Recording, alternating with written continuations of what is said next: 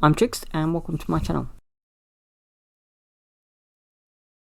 So we're talking about the Rotyal Beastflayers, who are a WarCry warband and also a choice for a flesheatercourts army, and they are a pretty decent warband or unit that you can include in your army.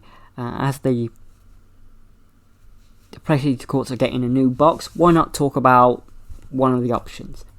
So we're looking at the back now, and you've got some various different things. You've got the Beastflayer Baron, who has a weapon option or a claw hand option. You've got the Royal Flaymaster, who's got a head option and a weapon option with the halberd or the spear. Then you have the Royal Gore Squires, who have a couple of hand options as well. And we have 3 Gore Trackers, who really don't have that many options at all. They don't really have any. They're just your bog standard ghouls. Or ghoulies or ghouls, or flesh-eating zombie monsters, maybe? No, they're more vampiric, aren't they? But that's the different things. Oh, and we have the awful hounds as well, who look a bit simian or monkeyish. I'm not sure which ones they're trying to be. Maybe mandrills, maybe baboons or something, but maybe the uruks ones are a bit more closer to that. And they're all pretty decent, they're quite nice, quite gory in some respects with the hanging flesh and the flesh coat. So they're not going to be for everyone. So if you're a bit squeamish about gore, maybe this is not the army or warband for you. So let's look at the first sprue.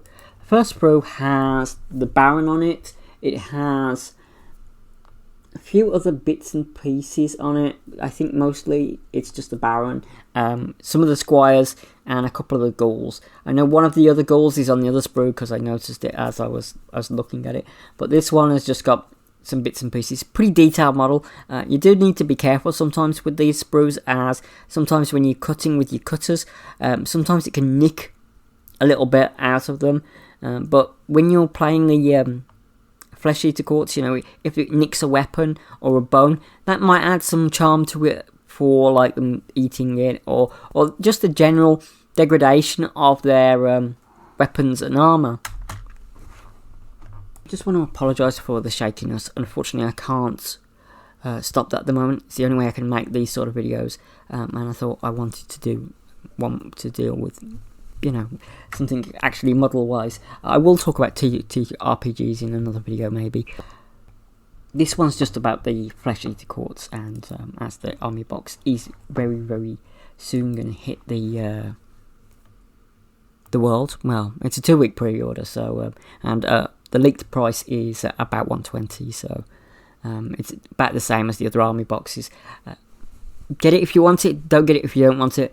The other sprue themselves has the main character, who is a Flaymaster, who has a staggering 3 wounds in AOS games.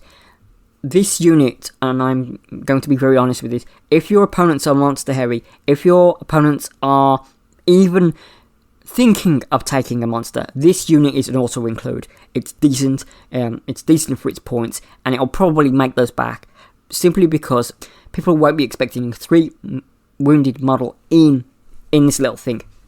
So there we go. It's just my little not rant exactly, but my little talk about the AOS rules. The other things that you get in the WarCry box is you get some cards for WarCry, you get the instructions on how to build it, you get your bases, of course. A little note about the bases in my one is one of the circle ones, the smaller ones, the 25mm, got actually caught in between the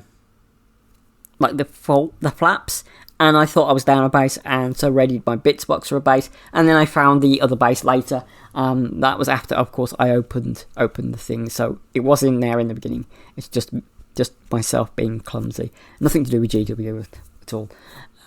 But there we go.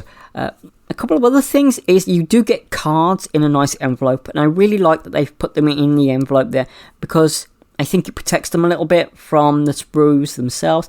Also, it's a really nice little way of putting the instructions and having everything neatly in one place. For example, if you are going to use this in WarCry, unfortunately it doesn't include the battle scroll card for AOS, but you can find that online quite easily. I like when they do free rules for the gaming system, so that's always a good bonus, you know. Lastly, I want to talk about how long it took me to make them themselves.